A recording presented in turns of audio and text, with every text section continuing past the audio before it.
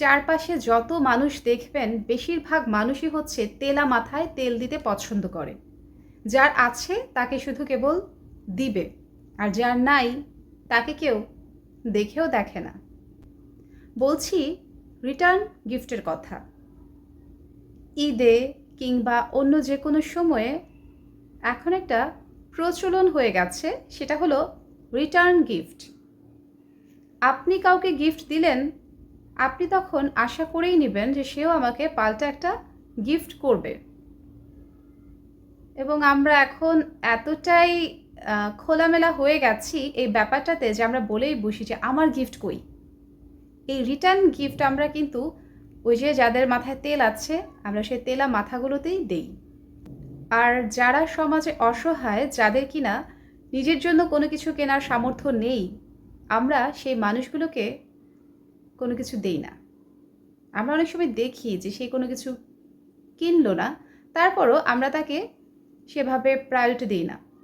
কিন্তু যদি ব্যাপারটা হতো এরকম যে কোনো একজন খুব বড়লোক মানুষ আমাকে একটা কিছু গিফট করলো, আমি তখন কি করব? পাল্টা গিয়ে তাকে একটা কিছু গিফট করব।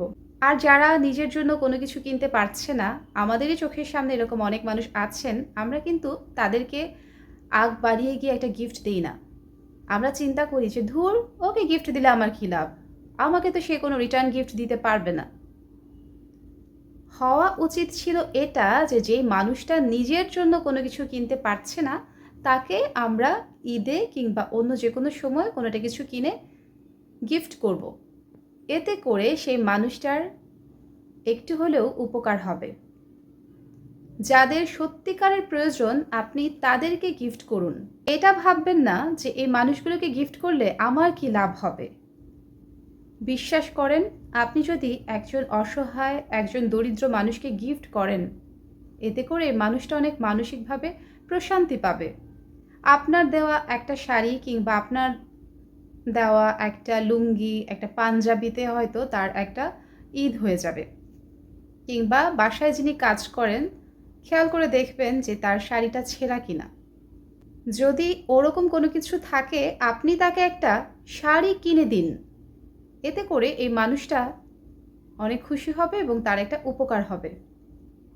যাদের মাথায় শুধু তেল আছে, সেই তেল মাথা বেছে বেছে তেল না দিয়ে যারা এরকম অসহায় মানুষ আছেন তাদের জন্য করুন। এতে করে সৃষ্টিকর্তাও আপনার উপর খুশি হবেন। অসহায় মানুষজনের মুখে হাসি ফোটাতে পারলে মনের মধ্যে একটা প্রশান্তি কাজ করে।